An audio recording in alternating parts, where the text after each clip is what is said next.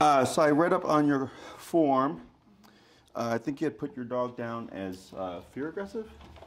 Yeah, fear and anxiety. Okay, so go ahead and fill me in. So it's mostly with new people, strangers. Like she's not like aggressive like when you're out for walks or in the elevator or anything like that. Okay. She's fine outside. She's protective of my home, obviously. Mm-hmm. So when you come in the house, you can't just have anyone walk in. Okay. She's very protective. She takes a little bit to warm up to people, but my issue is I used to have a dog sitter, and then she had some stuff happen where I haven't really been able to use her. Okay. And she had a pit bull, and they would just get along great. Okay. But I need to get away. I need my life back. Oh, it's sure. Hard. Finding a caretaker. Because I can't just drop her off at any daycare. Okay. She doesn't know them. Okay. And like, I can't use Rover because it's just a random person coming in, and she's like, "Who the fuck is this?" Correct. So I worked with a few places, but it's like she needs visits and like time to get comfortable. Okay. So I mean, she's not barking at all today, so I'm glad. I've been trying out this new daycare my friend told me about over by Indiana border. It's like this small town, and they've been great with her. Okay. Like taking the time. Sure. To like, you know, let her sniff them out, and then eventually she'll do paw. She'll like she'll kiss you before she'll let you do overhand pet. Sure. Makes sense. But it's that, you know, or if she's in that. So originally when they put her in the crate there, it's the getting her out of the crate because she's in a small area, and she's like, what the fuck are they gonna do to me? Yeah. So it's like we're working with them, but you know, she's warming up to one girl there, and we had a transformation yesterday where she finally took treats from her. Okay. And she's starting to come out of the crate on her own with her tail wagging a little bit. Okay. Where before it was like almost like growling, "Don't, what are you gonna do to me? Don't," you know. Sure. And this is with the current Indiana place, or Yeah, near Indiana. honestly, like they've been so good and like taking time with her, Mm-hmm. but she's still, you know, she's still nervous. Mm-hmm. Like you can't just go up and pet her, you know. I mean, I have taken her to patios and stuff, and sometimes she'll be fine, where she, like the person will go pet her, and I'm like, you know, but she's fine. But overall, it's like just her not being so scared and fearful. Like I have a video when she was in the crate one day. I dropped her off. She was just like shaking, like shaking and like, you know, from the place, or yeah, just being in the crate, like panic, like what's gonna happen to me? It's almost like you're gonna put her on death row or something. Like what the fuck's going on? Sure. It's like she doesn't care for the vet, but we've gotten better. And I had the vet had recommended Bark Avenue. Daniel did this where you put their head in the box and you do treat training, so their head's in the box and they're not like paying attention to what the vet's doing. So we work with that, but she's got separation anxiety, which we've been managing. That's why she's on the meds, just so she doesn't freak out. What does the separation anxiety look like? So in my old place, like we'll lick the door. We're usually at the door. We'll lick the door, and then eventually, like the coating gets soft, and then we'll start scratching it. And then it was like peeling it back. So I used to put like plastic sheets on there, and then she'd eventually kind of break that off. But this place, the condo I moved into 2 years ago in South Loop, she was good for the first 6 months, and I didn't put anything on the door because I didn't want to like encourage any, you know, bad habits from the other place. And she was pretty good. It's like, and then we started at the door again, and it was like once you get to past the coating, it's like she's learned, soft and brittle, and she's very good with her hands. She's very good at figuring things out. Like she's not a bark or anything. She just like starts to get a little destructive. It sounds like. Yeah, she just like panics and like freaks out. Like. Have you tried kenneling her when you leave? So we used to do that when she was a puppy, and then she ended up learning how to break out of the metal cage. Yeah.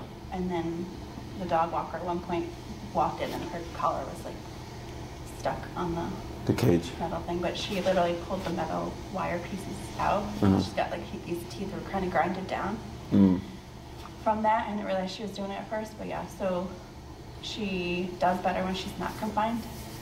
So she like roams around the house. She doesn't destroy anything. It's just that initial, oh my God, you're leaving me at home. And then the panic.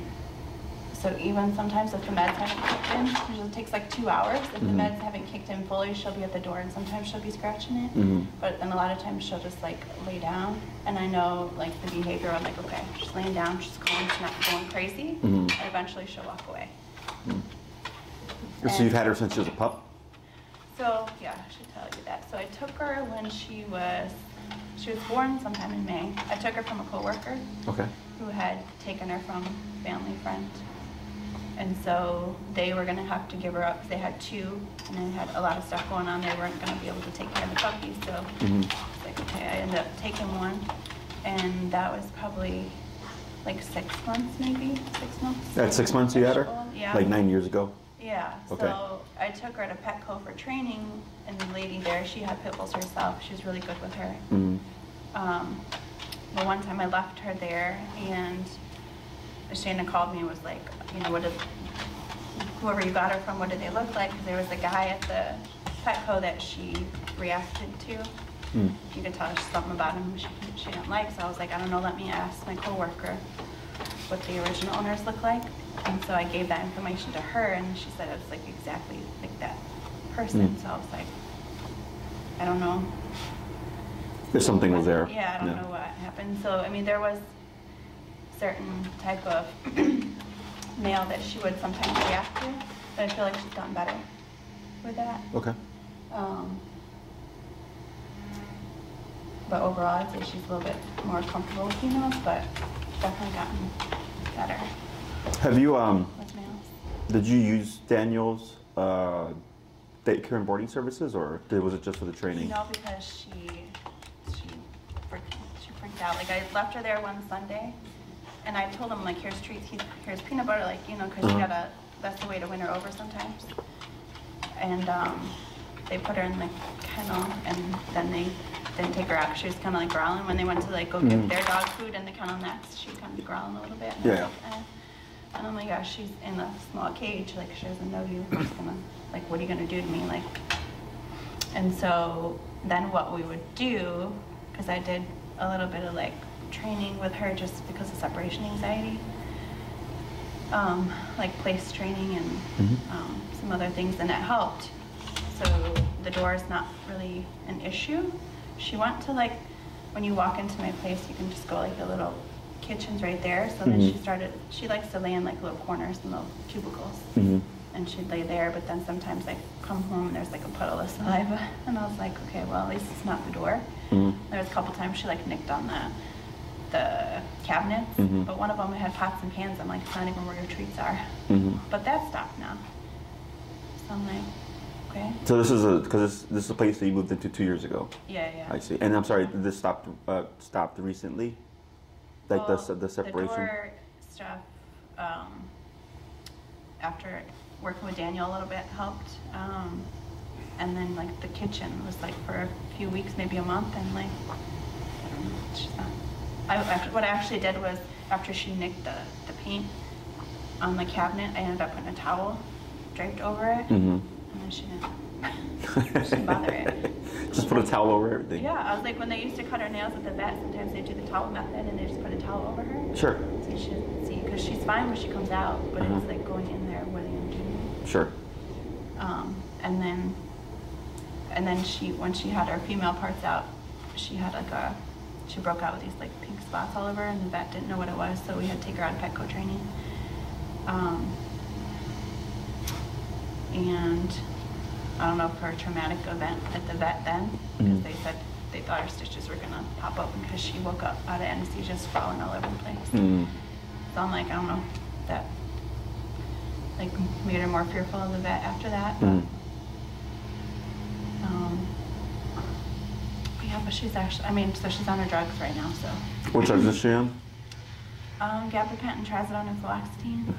Jesus Christ. And we added the Gabo when I came over to this place. Did they say why they add the gabapentin? Because the other wasn't really. But what's the intention of it? The vet wanted to try just the drowsiness effect. And I know I watched a couple of your videos. Yeah. No, because I know, and I'm not a veterinarian, obviously, but with the gabapentin, because so I had a case. It was a pit bull as well. His name was Doug, and he showed up on gabapentin, fluoxetine, triazidone, and he was severely human reactive and dog reactive. Okay. And I remember during the consultation, the owner, you know, she mentioned my dog's on these drugs, and she's like, "Do you think they're helping?" And then at the same time, her dog was trying to attack me, and I was like, "I'm gonna say no." Yeah. He is now completely off drugs. He still comes. They're from St. Charles, so they bring him for boarding. So their veterinarian who was treating him and also their boarding service also kicked them out because the dog kept growling at the staff. There was only one person there that the dog was comfortable with. So she was trying to find answers, obviously. She found us. We did the consultation. I told her the drugs aren't doing anything. We did the training. He is now completely off the drugs. He loves all my staff. He's actually starting to like me now because I'm the bad guy. I'm the guy that does all the hard stuff with the dog. But the last time he was here, which was like about a month ago, he actually came up to me and like started licking me, which is the first in like 3 years. Learning respect. Yeah, which I'd rather the dog respect me than like me. That's just how it is with dogs. But yeah, no, he's completely off the drugs. The one thing about gabapentin that I don't understand is because, you know, it's a painkiller. And I guess that makes sense now because of the drowsiness effect. But really the dog, in my opinion, is just, they're loopy. You know? And dogs will override drugs if they're under enough duress. You know, like I had a client, their veterinarian was in Indiana, and I actually helped them get their dog neutered, and there was something else that he needed. And he showed up already on a bunch of drugs. Like he was like swaying, he was salivating. We go inside, I'm in there in the vet office with them. They come out to tranquilize him. So then they did like a towel thing and we held them. They got the first dose in. They came back like 15 minutes later, they had to do a second dose. They came back another 15 minutes later, they had to do a third dose. And when they finally came back to pick him up, to take him out, he actually still growled, but he was just completely out of it.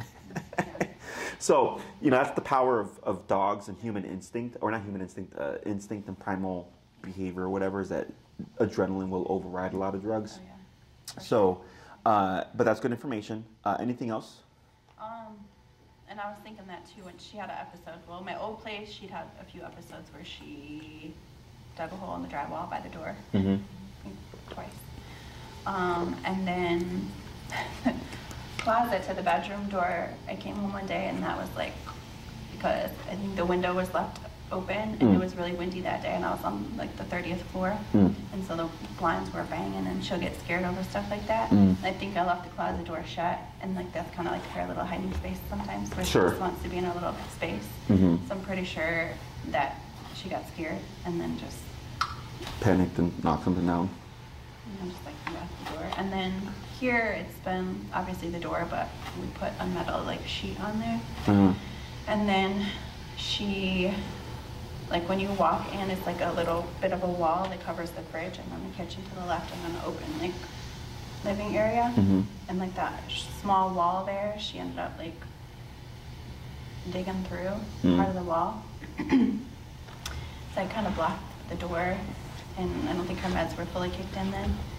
And I was like, oh, on the camera, I'm like, oh, she's not, you know, trying to get past the door. Oh no, she was on the corner of the camera. I couldn't see where like the fridge is here, but you have a little bit of wall where she like dug through there and then she pulled like the metal corner piece off and then she ended up tearing up her paw. Sure.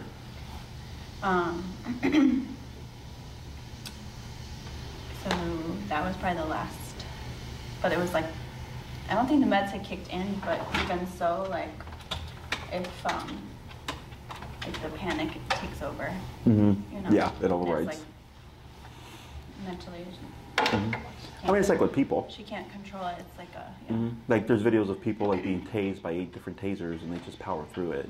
You know, adrenaline can sometimes override all that stuff. How long has she been on the drugs for? I mean, first we started fluoxetine, then we added trazodone, and then a year and a half ago we added gabapentin. Okay, so about a year and a half for all three. Oh yeah, for all three. Okay. A year and a half. Is she currently on medication right now? Yeah, I gave it to her this morning. I don't know how she's gonna be. Yeah. So like right now, you see how she's just kind of all over the place. Like she keeps getting up and then laying down, getting up and laying down, restless. That to me is overstimulation, which is the dog's inability to just turn off, right? So like, you know, there's probably a really common thing now with people as well, because of like our phones and everything. We're so used to just constant stimulation, is we have a hard time relaxing. So this is what I would describe as part of your problem. The separation anxiety, in my experience, is typically a relationship issue and is one of the more harder things to fix. Aggression is actually, in my opinion, easier to fix than separation anxiety. Okay. A couple reasons for aggression is that why it's easier is because people see aggression as being bad, so they're more diligent about correcting it. They're more diligent about making changes because they don't want anybody to get hurt, right? Separation anxiety, from my experience, tends to be attachment issues towards the owner and or the dog feeling like they own the owner. Okay. Do you drive? Let's say you park outside your home, right? You see your vehicle. If you look out your window and you see someone sitting on it, does that bother you if you don't know who the person is? Yeah, because you're like, yeah, it's my car, right? But if you see that, yeah, and if you see a person sitting on a car you don't know, do you care? no, it's not yours. Exactly, right? So same thing if you were to see that car missing, your vehicle, right? You're like, hey, like I know I parked there, and then you start to think bad things, right? And then, but if you see another car and then you look back later and that car is gone, you don't care because it's not yours. Yeah. Same thing for the dog. Does that make sense? Yeah, it does. Yeah. So if the dog feels like they own the owner and then the owner is now missing, the dog goes under stress and then they start to, you know, display things like destructive behavior, barking, salivating, whining, all that kind of stuff. Okay. So typically the owners are doing things that are empowering the dog to give them this perception, and that is the hardest thing to fix. Yeah, I always tell people I'm like, I'm half the problem. Oh, you're a big chunk of the problem. I'm gonna say a little bit more than half. Okay, so there's things, realistically speaking, that we can do. It's just one with separation anxiety, because it occurs when you're gone as well. That also makes it more difficult to address. Okay, does that make sense? Yeah. Now, when you worked with and I actually know Daniel McElroy a long time ago. Yeah. My stepdad and him are really good acquaintances. So, did he just do the box work? Like, was there any prong collar work? Was there any e-collar? E-collar. I bought an e-collar from him. Okay. That's when we tried the place and like. And have you followed through with that training, or has that stopped? So I'm not gonna lie, I stopped with part of it. Okay. I gotta find the charger. I went to grab it a couple weeks ago and I was like, shit, where's the charger? And I'm like, let me get it later. And Okay. What's that collar look like? Is it like a round remote? I was like, dang, I was gonna remember because I saw your website. I was like, I can text him and ask him which one it is, the brand on it. Sure. Was the remote a circle? Yeah. Okay, then I know what brand Yeah, it is. it is Circle. There's only one brand that has a circle remote, and it's like one of the most common brands that there is. Okay. Okay, so how come you stopped with like the reinforcement of it? The door problem stopped and I get busy with work and stuff like that, to be honest. Okay. So when you started doing the remote collar work, she was getting better with the separation anxiety? Am I understanding that correctly? Yeah.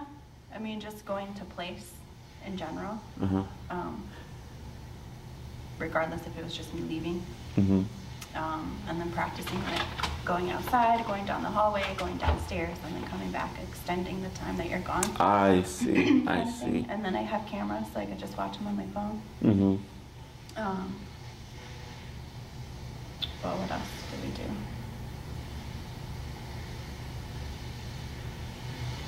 Yeah, I mean, pretty much place. And I would just leave her there and then come back, and then we just tried walking around with the staff. But she wouldn't want to go with them, so then I would walk. They would take the leash, and we would walk around, and then I would be there, and then I would disappear.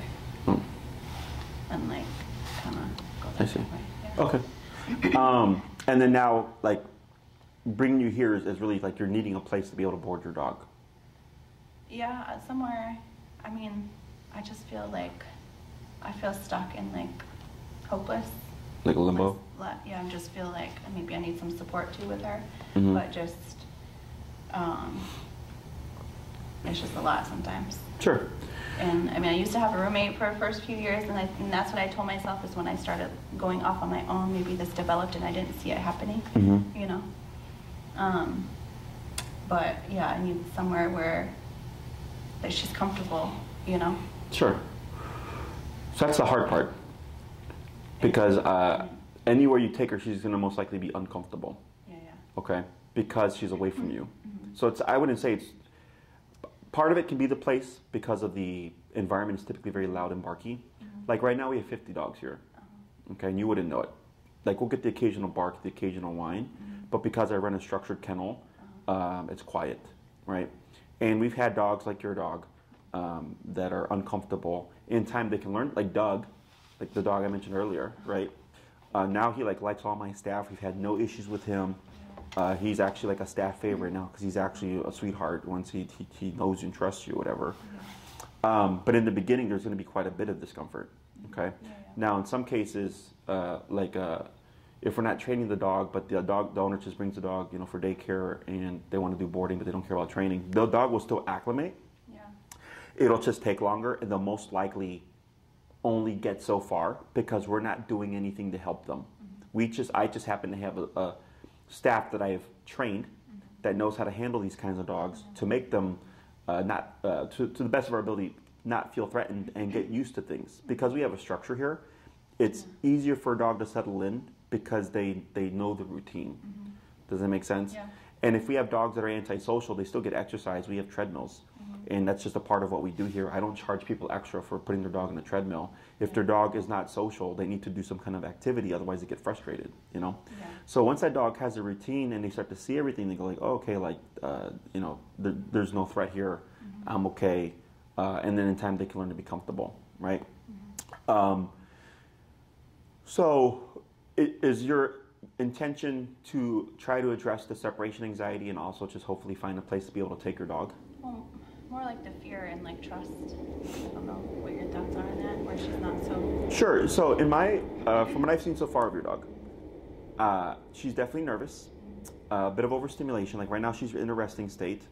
When I brought out the chair, I was anticipating I would see something, and instead she just backpedaled, didn't outburst, right? So I don't think that you really have a fearful dog. I think you have a nervous dog. Okay? So they look very similar. So just as FYI for you, anxiety does not calm down. It would keep pacing, salivating, whale eye, okay? It wants to move. A fearful dog will start becoming reactive, but they'll stay away. So if I walk in, they'll walk back and they'll be barking. If I walk back, they'll move in and they'll keep barking and they never let it go. Okay, like she'd still be here growling at me, looking at me, like she'd still say like, you know, they're bluffing, right? But they're saying like, keep away from me, and they're scared, but they want to keep away. A nervous dog will react if something triggers them. Like right now, she probably heard one of my staff members downstairs, so she was in a resting state and then she moves. Earlier, she was in a resting state, she also heard something outside and she got up and barked. That to me is a nervous dog. They will relax, but then they'll turn on if something suddenly changes. An overstimulated dog was that up and down that we saw earlier. So far, she's done this kind of relaxed to movement about 6 to 7 times. Whereas, like, if I had my Pity up here with us, she'd be laying down at my feet, like, just sleeping throughout this entire thing, because she's like, we're not doing anything, right? So I believe you have a nervous dog. And what happens, and you're correct, like with the kennel thing, there's only one entry. They feel more empowered because they're in a smaller space. There's only one way in, type of stuff. We see it all the time, okay? So none of that surprises me. I would say, yeah, all that to me is a dog that's just stressed out, okay? So I'm not, when I see this stuff, I don't look at dogs and go, this dog's aggressive. Even if they've bitten people, I have to understand what's going on because aggression comes from something. Dogs don't do things without reason. That's the good thing about dogs. So, yeah, okay. I'll tell you, well, when you came out there, she kind of did the whole startled jump. But when I was going to this daycare the first few times, the girls, we went outside in the fenced area and we sat on the ground and like let her come up to them and give them paw and kiss and treats and all that. And then like there was a guy that started to come out, and then of course she went over there and she was like barking, like, and I was like, don't. I'm like, whoa, hold on. Yeah. You can just tell. And they're chilling on the ground and they were cool. But then it's like, no. I'm like, hold on. Yeah. And he was just kind of like stopped and then he started. I'm like, no. I was like, hold on. I was like, Yeah. no. I'm like, she's not feeling you right now. Like, Yep. And of course he came out and then she kind of went up and did a whole like, just like a nip on the loose jeans. And I was like, oh, like I could tell. Like, and I don't know if it's the male thing or if it was like a certain type of features on. Potentially. Like loose, hair and like kind of like disheveled. Yeah. Sure. So all that is nervous dog. But she was fine with the girls. Yes. So the reason why nervous dogs tend to be more reactive towards men is because men tend to give off a more threatening presence in general, right? So if you're walking down the sidewalk and you're alone and it's dark and you see a very tall male walking directly towards you, you're going to feel more threatened rather than if it was like even a tall female, right? That's just how it is. And dogs are very sensitive to these things. So whether your dog is a male or female, it's not uncommon to hear this a lot. They're like, oh, my dog's reactive towards men but not women. It's like a super common thing that I hear. Okay. And if we look at that example you just gave, it was you and the girl. You're on the ground. There's like 3, 4, or 5 girls out there. Yeah, so all females, non-intimidating, everybody on the ground, so non-intimidating. And this dude walks out. So one, that dude is a change in the environment, right? So now it's like, what? And when he's entering, you want to think that you and those girls are a group. You're a little unit. So now you give her something to protect, right? So now if it's the group here, the guy is entering the space and she's like, wait a minute, are you a threat, right? And then plus the presence of just being a dude. And then that happens. And then the escalation to the nip makes sense because if this is coming in, the closer that person gets, the more threatening they become. So then that nip is hey, keep back because I'll protect us, this group here, right? Now, the good thing is, if she really wanted to bite and do harm, she would have. Okay? That's whenever people tell me like, oh, my dog bit someone, I have to evaluate how. A lot of times it's a nip, a graze, a bruise, a scratch, right? But every now and then I get, punctures and stuff like that. I go, okay, and then I go, obviously your dog is willing to go there. Or they'll say like the first 10 times it was nips and then the 11th time it was a puncture. I go, yeah. So the dog finally is going, you know what, I've done this 10 times already, it's not working. I need to escalate, right? So that whole context for me, nervous dog, and it makes a lot of sense, okay? So I don't think you have an aggressive dog. You just have a dog that's nervous and so far doesn't have anyone who knows how to handle a nervous dog. And that's where things start to become problematic. Okay? Questions on any of that stuff? No, I was just going to say, like, she used to be in a daycare when she was younger, and then when the girl, she, like, kind of left, but also a dog, like, tore up her face. I kicked the dog out, but, like, and then I did do, like, a dog... Tore up her face? Yeah, there's, like, a treat, or, like, a toy in there, in the room. Resource guarder. So they kicked the other dog out. I mean, she doesn't seem, to be phased too much. And then another time I was in a dog park, a greyhound had a danger in the face, and they were trying to reintroduce that dog into the dog park because they had gotten. But I eventually took her out of the dog parks, and then we had a couple of behaviorist visits years ago. And they're like, oh yeah, but dogs aren't really meant to be in the dog parks like that with all those dogs. So I was like, okay. And like one time there was like a Pomeranian she was like playing with, and I'm like, okay, I need to relax, let them play. There's nothing, going on as far as like, at what point do you stop it if it gets too aggressive? Sure. And the other lady was like, get your dog off mine, and anytime, sometimes people see a pit bull, they already like have her So she's social with dogs? Yeah, and so I was telling the daycare too, they have like 2 fenced areas, so they put her in the small fenced areas and all the dogs are coming out. Her tail didn't go down, hair didn't go up, she was fine. And then last night, she had like a good day at daycare. I mean, she's obviously still nervous and everything, but we made progress. But we took her to my friend's house and their lab is like 95 pounds, 12, 13 months old. And they hadn't seen each other since like probably the summer. But, they're at the same daycare. We're like, let's try to, like, get them so they can run around the yard and play together. And so we did that. They were fine. And they were fine. I mean, because sometimes she kind of minds her own business and she just wants to sniff. Indifferent, yeah.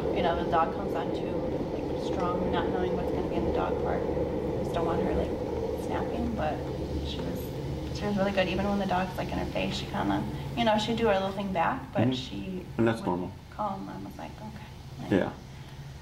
That's her establishing a boundary and saying, hey, you're doing this too much. Yeah, So. but she didn't go overboard or anything. Mm-hmm. It's like not having her in the environment for so long, you know, you get kind of like a little. But. Yeah, I mean, I feel like you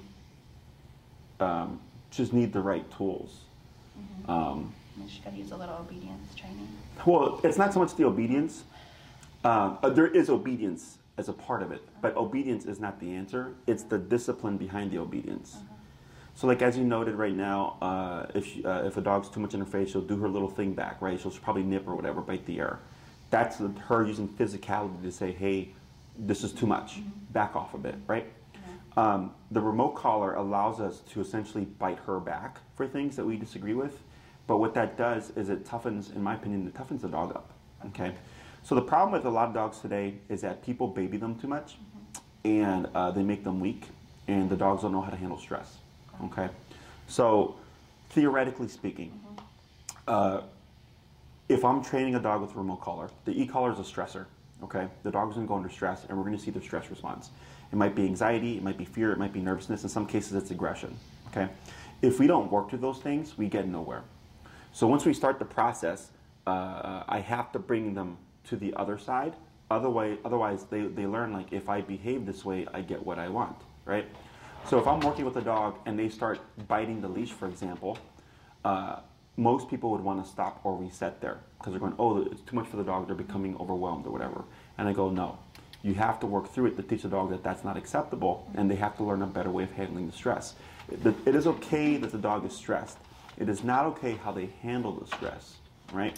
When you leave home and she's stressed, technically that's okay, right? You're her family. But it's not okay that she's chewing up and licking at the threshold of your door and all that stuff. Does that make sense? Yeah. So it's kind of like with people. If I get stressed and I smoke a pack of cigarettes and drink a bottle of whiskey every day, it's unhealthy, right? But if I go to the gym or I go for a run or if I, talk on the phone with someone or whatever, those are healthier ways of dealing with that stress. Same thing for dogs, okay? In order for them to learn how to handle stress, they have to experience and go through stress, okay? So this is part of the reason why it's taking so long, in my opinion, for her to kind of come out or show in other places, because it's on her terms as opposed to our terms, okay? So the difference in that is, if she decides, okay, I'm okay with this place, she can also decide, I'm not okay with this place, right? So you can make progress, and at some point there could be a step back. Here, if we press the dog and go, okay, we understand that you're not okay, but we still need to do this, right? The dog goes, all right, well, I wasn't okay with it, but I was still made to do it. Yeah, I have no choice. Exactly. And then, but they learn, like, oh, there's nothing bad here. There's nothing to be afraid of. There's nothing to be nervous about, right? And that's what helps them get over themselves, because we're not allowing them to kind of, like, let's say we go to take a dog out the kennel, and the dog starts to growl. We have things in place to take the dog out the kennel, okay? I have a bite suit that's 60 pounds if I really need to. We have the animal care control leashes if we need to. A lot of times we just take the leash, we loop them, and then once you pull them out, they're like, everything's completely fine. And that happened with the other place? Yeah. He didn't back down, and then afterwards she was fine. Exactly. He just needed someone to be like, this is what's going on. Correct. So here, like, all my staff, except for newer staff, is taught how to do that, okay? And in really severe cases, they're told not to, and then I'll come in and do it myself until I deem, okay, now the dog's okay to work with. And then when we have training tools at our disposal, like remote collar, what have you, it makes it even faster, because now we have something that can also say, don't growl, or don't nip, or don't bite, because we can correct the dog back, but the dog doesn't know where it's coming from. The dog doesn't relate it to us. So that's why e-collar, in my opinion, is one of the greatest training tools, because the dog doesn't know who controls it. The dog just thinks, I growled at you and then this happened, but if I don't growl at you, nothing happens. Plus, when you just take me out for a walk, like, there's nothing bad there. But if we never correct the mindset, it will never go away. If we never tell them that's not acceptable, it will never go away. Okay? It'll always come back at some point when the dog feels stressed, because no one ever said, That's not acceptable. Okay, we're not doing it out of meanness, but we're doing it because I understand that it will help the dog. You know, for a lot of people, it's hard for them when they're in that process because they're experiencing what we call the messy middle. The messy middle is, so we have the training, it starts, and then once we start to get real deep into the issue, we start to see, you know, anxiety, nervousness, fear, salivating, drooling, like all the stuff you were noting. Sometimes dogs poop themselves and all that stuff, right? And the owners go, oh my God, this is really bad. I go, right. But if we don't get to the other side and you stay here, when you stop, your dog just goes right back. And your dog has now learned, if I do these things, it'll go away. Once we pop them to the other side, the dog realizes there was nothing to be freaked out about at all. You know, but if we don't help them get to that rationalization, we're in that limbo, kind of as you are, right? Like you're trying to find a place, but you can't. Question on any of that? Questions on any of that? Are you trying to do like an in-person? Are you trying to do like a daycare train, boarding train? What's your? I was going to see what your thoughts were. So with this situation. So technically, with human stuff, we generally don't do boarding trains or daycare trains, but in this particular case, I would, just because your case isn't aggressive.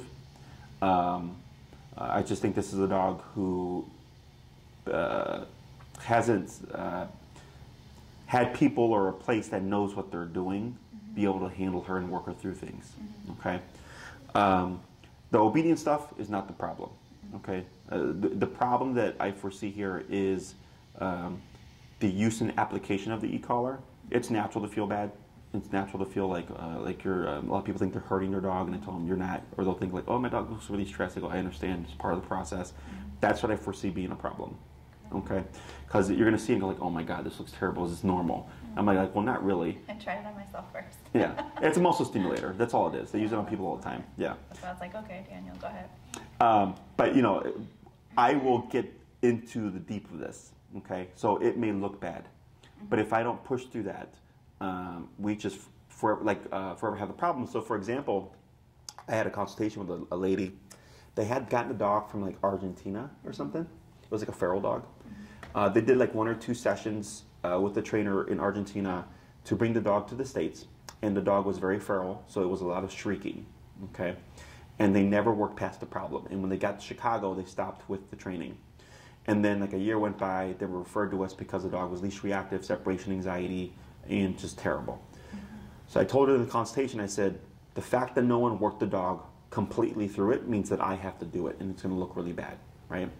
And she's like, okay, it's not a problem, we just need this fixed. I go, sure. So they're doing a board and train. And it was a little 25-pound little schnauzer looking dog, and he was fucking terrible, okay? Like he sounded like he was dying, and I was like barely like at a 12 on the collar. So I told the owner, I'm like, look, I'm gonna need longer because I wasn't expecting it to be this bad. So she's like, oh, can you send me the video because I record everything? I go, sure, here you go. Yeah. I have nothing to hide. And then they sent it to like 5 other trainers, and they're like, oh, they're all saying that, you know, this is wrong, this and that, and whatever. And I'm like, I explained this already to you during the consultation. I said, because no one worked the dog the first time, I have to do it now. So eventually I just said, take your dog and leave because I'm not going to deal with this. And I'm like, good luck finding a trainer for that problem because no one's going to be able to fix it, you know? So I'm always very upfront with these things just because I do have a busy calendar. And I'd rather let people know this is the worst it could look. And if you go like, okay, I can handle that and I can work with that, then I go, cool, then I can help you. If the answer is, I don't think that I can, then I go, then I can't help you. Because if it ends up coming to that, well, now we're stuck. And then I don't like bringing a dog to here and not bringing them through it because that just hurts the dog even more, you know, psychologically and emotionally, whatever. So in your case, you would have the option of doing like a daycare board and train. Daycare, you would drop her off and then, you know, pick her up at the end of a daycare day, and she's trained throughout the day. A board and train, the dog is left here 24/7 for a period of time, and then we're training her while she's here.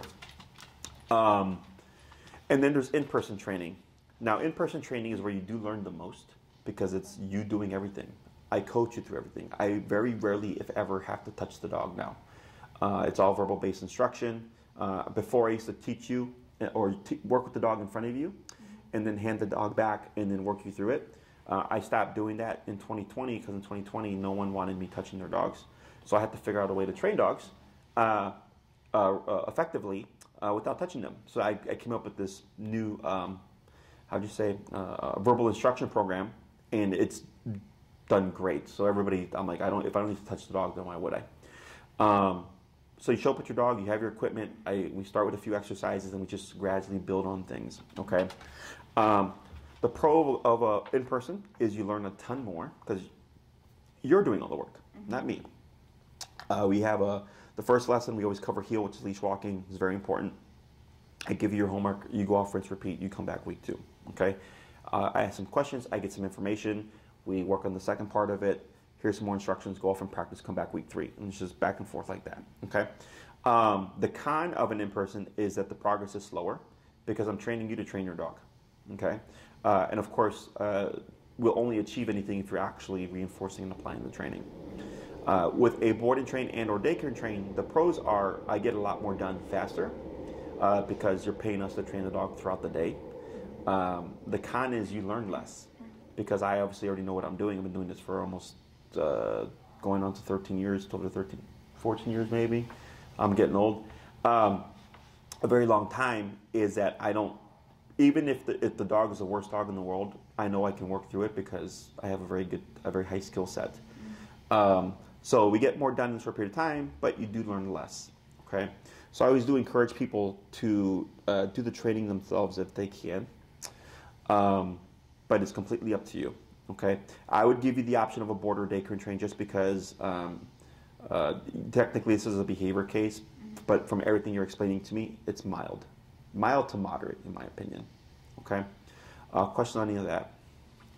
So you wouldn't do board and train, you would do daycare and train or in-person? No, you do board and train.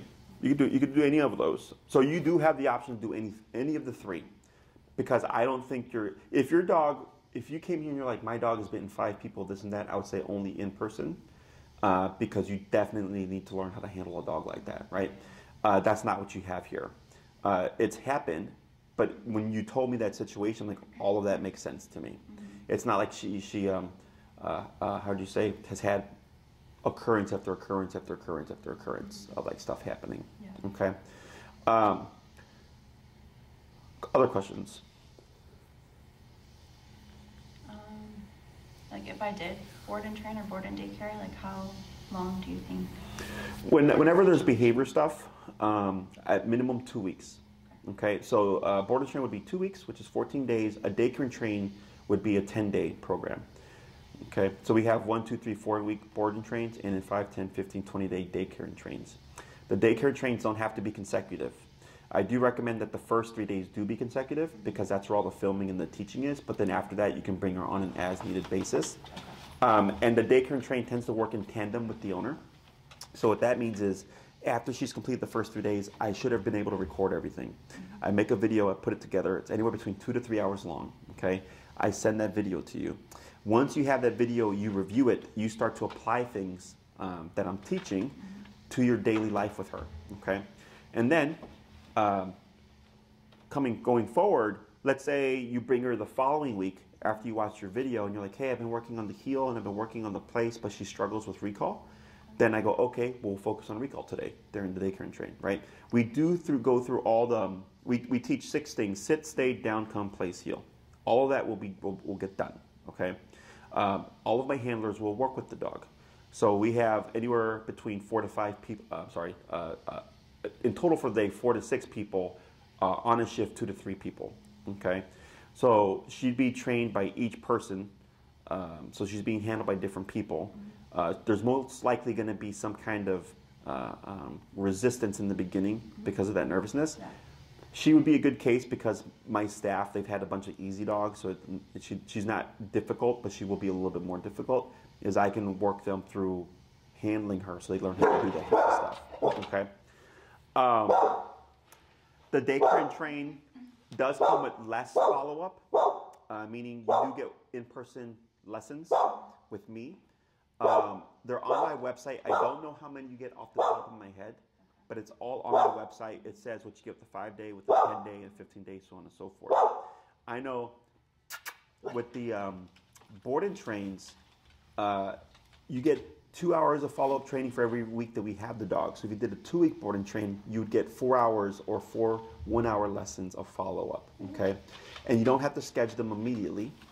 Typically what I recommend for people is that they watch the video, they start applying things. And then when they're ready, let's say it's a month after she completed her board and train, you reach out and say, hey, I'd like to schedule my first in-person follow-up. Because now you're going to come in with a lot of questions. Otherwise, you come for your first, if you come for your first lesson before watching the video, it's just redundant. You're really just wasting that service, if that makes sense. Yeah. Okay? Other questions? For the daycare, like what time is like drop off? Monday through Friday, we're 7 to 7. Saturday and Sunday, we're 8 to 6.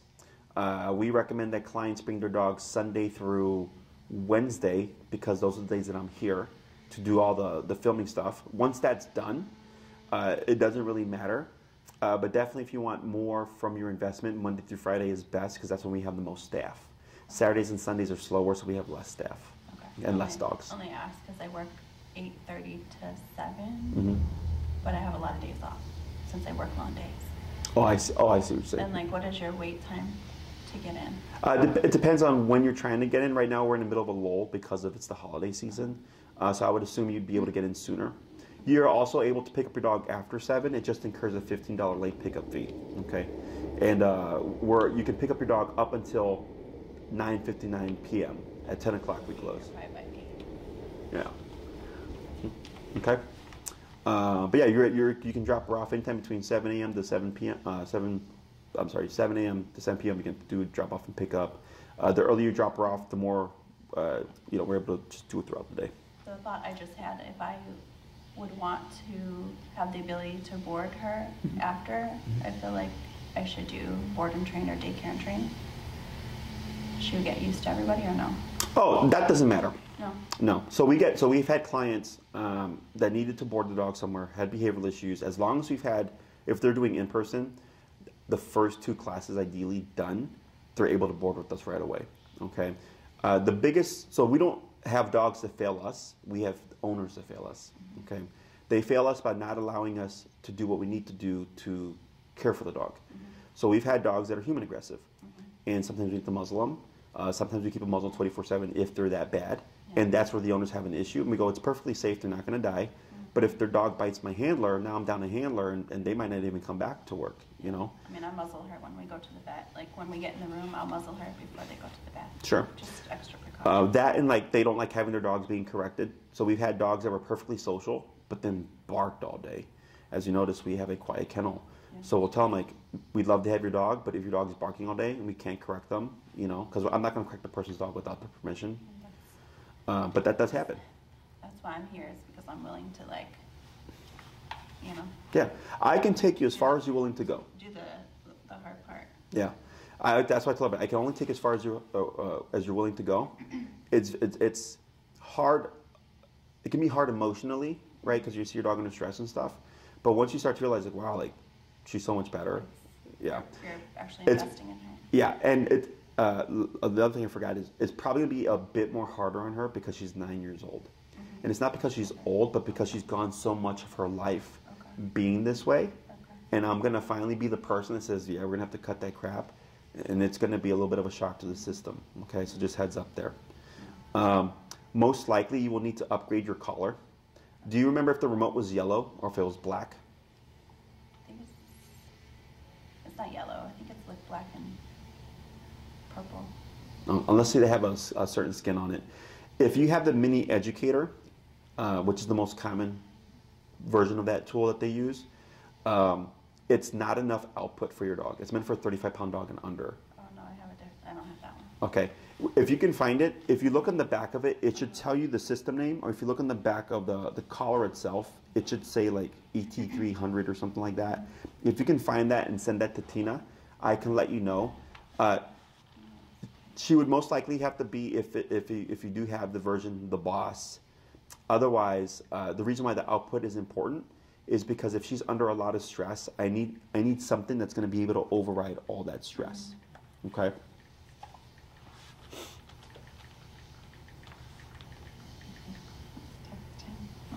No worries. Other questions? No.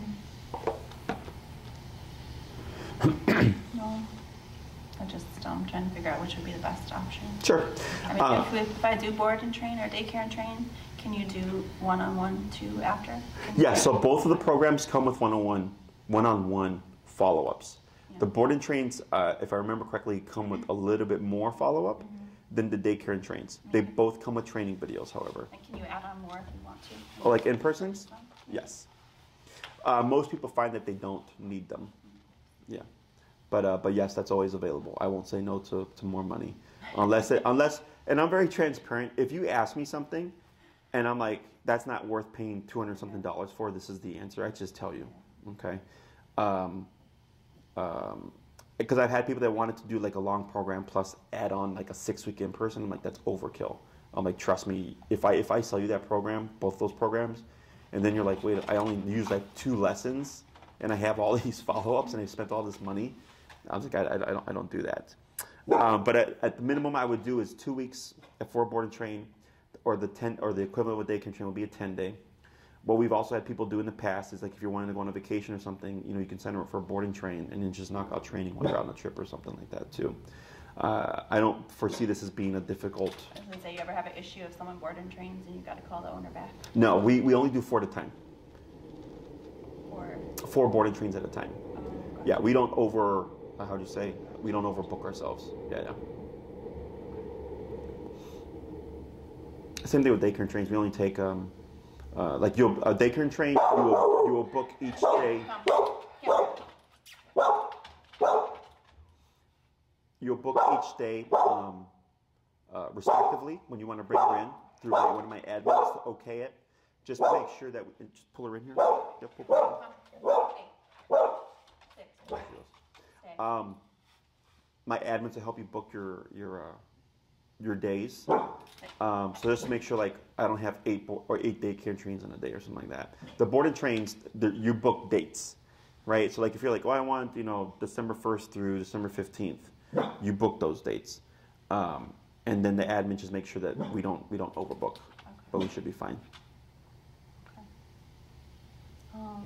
So would I talk to Tina as far as like schedule-wise, what's open, or? If you're looking towards a board and daycare and train, she'd most likely send you over to Elizabeth or Maria. So Tina handles my in-person stuff like this, and then Elizabeth and Maria handle the board and trains and daycare and trains. Okay, so then she'll pass you over, and then they'll help you get set up and everything like that. We will need like a recent clear fecal. That usually is a quick turnaround with your vet. Usually within a day or 2 they can do that, and then a copy of her veterinary records. Make sure she's up to date on her shots. That's pretty much it.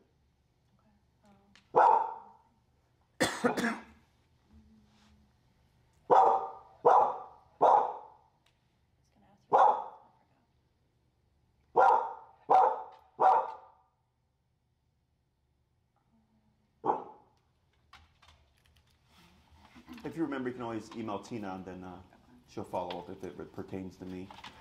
Let me think here. Regardless of the program that you do, like there's going to be some kind of personal investment in terms of time and reinforcement. Yeah. I like to call myself the lazy man's dog trainer because the training, you don't do training sessions. You just apply the training to your life. Okay. The hardest thing here to address is going to be the separation anxiety. So that's most likely where the in-person is going to come into play, because then we can use them to start addressing the separation anxiety inside the home. In-home, so we do all the follow-ups here at my facility. However, if you're like, yeah, I would like to do it in person with Jesse, but I want him to come to my home, it's just a $50 upcharge for the class, because most of my people are here now. So I got to leave here and then go there and then come back here again. But that's not a problem in case that's going to be a concern. During the summertime or the spring and winter, spring, summer, and early fall, I train out of Oz Park. So if you do the board and train or whatever now, and then you're just practicing everything, and let's say everything's going good, and then you want to do some follow-ups and you want to wait till to be outside, you can do that as well. There's no deadline on when you have to use your follow-ups. Most of the time people use 1 or 2, and then everything's completely fine, and they just pocket the rest of them in case something ever pops up in the future. Okay. Like that dog you were talking about is probably the testimonial I watched online. Was it a gray and white pit smiling? I didn't actually see the dog. It was just the lady who wore it. Brunette, kind of glasses. Yeah. Glasses. Yeah, because he did one. It was Doug. There was Belvedere. There was Remy. But Doug, if you go to our YouTube channel, he's the one. If you want to just search it and look to double check, but he's the one that was on the 3 drugs, and he's completely off now. So I'm assuming you guys did the drugs while they were board and trained? We do whatever the owner wants to do. Okay. However, this is a theory of mine.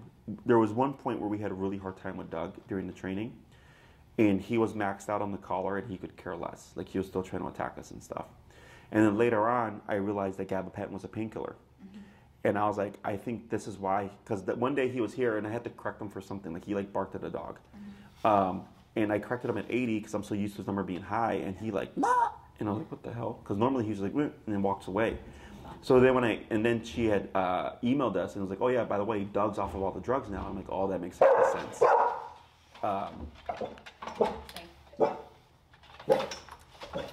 But yeah, we'll keep the dogs on whatever drugs you want us to. However, the gabapentin is the one that I would suggest starting to wean her off of, because I do foresee that being a problem. I mean, completely up to you, but a lot of clients that we do, like, eventually we'll take the dogs off of it. You should be fine with it. We had a dog that was on fluoxetine, and they didn't update their medical records on our Ginger. And before it used to be as needed, and then it became every day, and we didn't know that. And the dog boarded here for like 2 weeks, and he got 0 fluoxetine. The dog was completely fine. Well, like maintenance, fluoxetine, like every day, and then like I don't always give her the gabapentin and trazodone to come and be home. She just obviously doesn't need it. Or if you're gonna have a stressful event, like, you can give it to him a couple hours before. But I was gonna ask, do you guys have people that stay overnight? Yeah, there's a staff member that's here 24/7. Yeah. Okay. Anything else? Okay. So mull it over. There's no rush.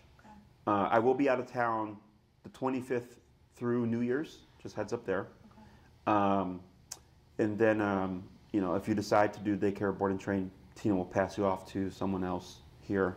They'll get you situated. Otherwise, if you decide to do it in person, just keep in mind that we can have the training here for like the stuff like that the obedience stuff or whatever. But then you yourself would be practicing your training, and you'd be out in the elements. That's something that people forget. Like, I'd want to do board and train or daycare and train, and then do the follow-ups. Sure. Yep. If I'm going to do it, I want to do it. All right. Anything else? Alrighty. Well, it was nice meeting you. If you forgot to ask anything, feel free to ping Tina, and then she'll let me know if it pertains to me. And then we'll get you all.